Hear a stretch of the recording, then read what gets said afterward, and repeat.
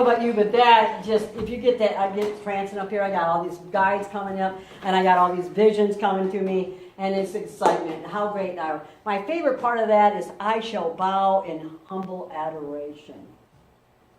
What will you do? What do you do that? Don't you do that to your mothers? How great thou art. I bow in my mother. She had 8 of us heathens. 2 of us were twins. And we used to say, Mama, oh goodness gracious, can Mama have a break with her Pepsi? Oh, hey, but we adopt mothers. We can adopt them. I know I have an adopted mother. Her name is Mary Wonder Jim. Well, I got 4 babies. They count on me as their mother. How great thou art. Today I want to thank God, first of all, more. And I want to say my guides, and I want to say thank you for coming today. Also your mothers that came here today. You know, in a lifetime, we all have memories, and even fur baby memories. You don't have to have a birth. You could be adopted mother. You know that there's a vibration and a signature there is love. How great thou art. I choose that sermon for a reason, because in your mother's eyes, you are what? A God. Tell me that I can't go up to my mother and say, Mommy, Mommy, Mommy, Mommy, do you see this purple man? I made it for you. Or, Mommy, Mommy, Mommy, I brought this frog to you. You don't think my mother is probably squeamish of frogs, and she's not going to look at that frog and go, oh, thank you. But Mommy, kiss it. Oh, Mommy only kisses Daddy. Do you understand? Yeah, isn't that beautiful? You're never going to forget a birth, but you're also never going to forget the adoption, and you're never going to forget the baby that you have as a fur baby, your favorite one. We're all mothers, including you fathers. You're saying, but it's not Father's Day. There's a yin and a yang in you. Tell me that grandson or grandchild or granddaughter don't go up to you or a dog. You don't feel that love there as a parent, a paternal parent, of petting that dog even and say, good boy. A surge of protective. You never heard that saying, there's nothing like a woman scorn or a mother scorn to protect her babies? A mama bear comes to mind. Daddies are the same way. Daddies have maternal instinct inside them. They have a female yang energy there for a reason. God is yang and yin for a reason. Softness and corrosion. Firm, soft. They're there together. And fathers also have a maternal part of them, and it's not weak. It's beautiful. And I want to honor them too. Thank you, fathers, for having that. Because I can tell you right now, if I wasn't there, Dad had to babysit, and I'll use this man for example. The kids came on Mother's Day one time when I was working, and I was in sales, and they came and said, hey, Mommy, happy Mother's Day. I said, well, your hair's not done up, Daddy. Yeah. I said, what's chocolate on your face for? Oh, Daddy gave us cake and ice cream for breakfast. I said, Michael, that's something that you don't do to children. It's the same thing. It's cake. Pancakes are cake, he says. And they just had breakfast. And he said, boy, I can't compete with that man. I have never given him cake and ice cream. I didn't even think about that. What a maternal instinct. But it was wonderful. You don't think those kids are going to remember that? Mommy never did that, but Daddy did. But where's that coming from? It wasn't Daddy being the male pride, I have to be tough and protect them. What with society puts you in that energy and puts you in that box, and they shouldn't. A man is a gentle, wise, loving man. It's maternal. It's loving and kind. That's a man. What a wonderful thing. And thank you for doing that too. You know, we often say, I don't want to be like my mother.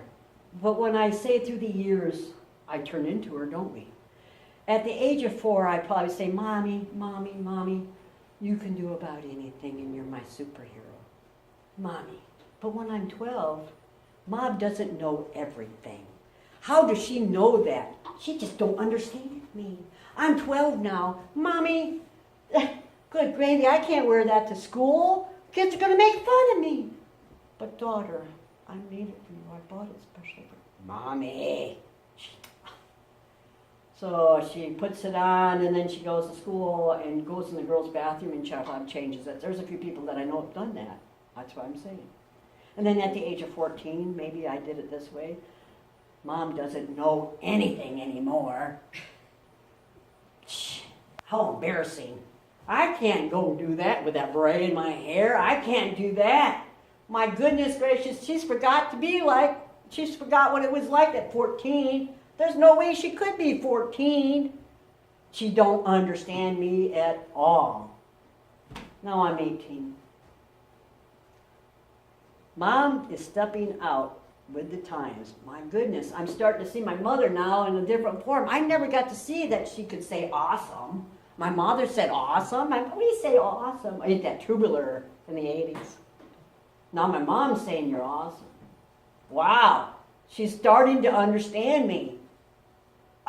I'm 18 and my mom's trying to understand me. Wow. This is cool. Maybe I can be a friend with my mother after all. At age 25. Well, Mom, you know a few things. Mom, I didn't understand that. I have this kid, and Mom, hello? Got a baby now, Mama? I don't know, Mom. She got a fever. What shall I do? Well, did you check her temperature? Oh, Mama knows a few things now. Can anybody relate to that? I know. I put my mom through some major changes. Now I'm 35. Before we decide anything, let's get Mom's opinion. I got to get Mom's opinion now. Mom knew more than I realized. Now Mom knew and told me about the fever. Mom told me about how to raise my children. Have you tried it this way to discipline them? Did you try to potty train them this way? I'm going to ask my mother now for about everything. Mom, I got problems with my kids right now, Mom, and I don't know what to do. Could you help me out with this, Mom? Sure, darling. I'll help you out. This is how I used to do you. Do you remember how you used to walk? Mom, I don't remember that. I used to give you clothespins and hang on to them. And they weren't the snappy kind. They were the ones, the old-fashioned kinds that had the line. And you used to put them in your hands, and I'd take them like that and walk around, and I'd let go of them. You were still thinking that I was still holding you on. You don't remember that? That's how you should try to walk that daughter of yours now. Well, thank you, Mom, for that lovely advice. I'll go get the clothespins. Oh, never mind. I'll be over today with them. Oh, blessings. Mom, take a look. She's walking, Mom. She's walking. I know, daughter. I know. Isn't that proud? Oh, you've done such a good job, daughter. Now I'm 45. I wonder what Mom would say about this. I really wish I could talk to my mother.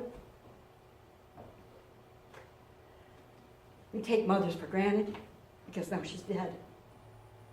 And I only had a mother for a short time. What I wouldn't give to have that voice say to me one more time, I love you, daughter.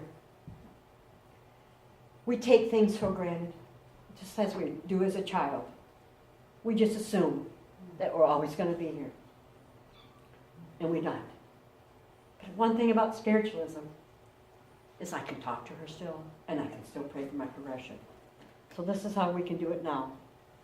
Mom, I got some difficulty times, and I know you're with me because you felt your presence the other day with me. And I know you're with us when all my sisters got together.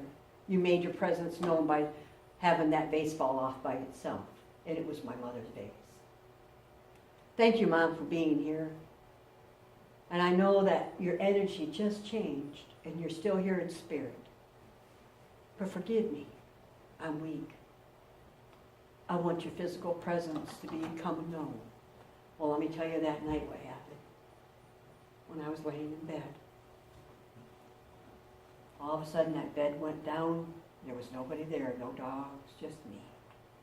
And I felt a sensation say, Mother, is that you? I have a warming sensation that somebody just lightly touched my hair. And I can tell you that was my mother. Did I ask? Yes, I did. And was she there? Even in death, your mother is a multifaceted individual with the energy. She still can be there. All we have to do is think of her. The physical presence in spiritualism is dead.